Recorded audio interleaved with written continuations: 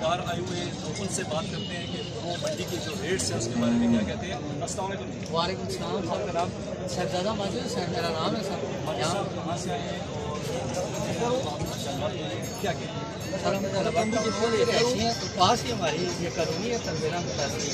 تو پچھلی دفعہ ہم جب آئے تھے تو لاکھ روپئے کا 1,20,000 کا.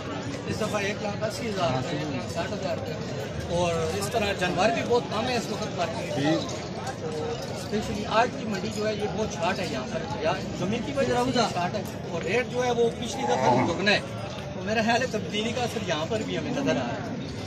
تو میں نے یہاں پر کچھ خریدار سے بات بھی کریں ٹیکسز کیا کہتے ہیں کہ ٹیکسز کی وجہ سے سر یہ ٹیکس کی وجہ سے یہ چارہ بھی بہت مہنگا ہے. یہ کہہ رہے ہیں وہ کہتے ہیں پھل کی بوری کی 1400 کی, وہ 2400 کی مل رہی ہے. اسی طرح بھوسا جو ہے وہ اور منڈا وغیرہ یہ سارے ریٹس کہتے ہیں وہ واپ ہو گئے. اور جو منڈی میں ٹیکس ہے وہ بھی 8% چلا گیا ہے. اس وجہ سے مطلب اس کا آپ یہ بتائیں کہ پھر اس کا مطلب ویپاری صحیح کہہ رہا ہے کہ میں مہنگا دے سکتا ہوں لیکن وہ ریٹ جائز لگا رہا ہے, کیا کہتے ہیں؟ سب اس کی ریٹ جو قربانی کے لحاظ سے وہ جائز نہیں ہے. ہم یہ نہیں کہتے کہ وہ جائز کہہ رہے ہیں, لیکن یہ ہے کہ اس کی بات میں کچھ وزن ہے کہ خیر جو ریٹس ہیں وہ اپ ہو رہے ہیں اور کچھ اوپر سے ٹیکس لگ گیا, کچھ اوپر سے ٹیکس لگ گیا تو اس وجہ سے.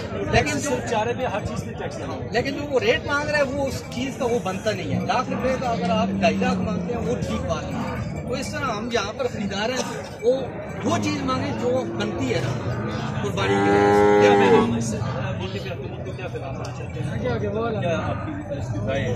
ہماری رائے یہ ہے کہ حکومت جو ہے وہ ہمیں فیسیلیٹیٹ جو یہاں پر آپ دیکھتے ہیں منڈی کے اندر کوئی فیسلٹی بھی نہیں ہے. ٹیکس تو لیے جا رہے ہیں لیکن فیسلٹی نہیں ہے, تو فیسیلیٹیٹ بھی کرنا چاہیے. پہلی بار میں دیکھ رہا ہوں کہ ہم ہر سال آتے ہیں یہاں پہ ٹینٹ لگے ہوئے ہیں اور کیا فیسلٹی آپ کو, لیکن یہ پانی کا نظام جو ہے وہ نہیں ہے.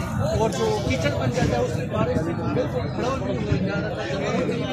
پرابلم ہے جو ویپاری ہیں ان کی خریدار ہیں ان کے لیے بھی.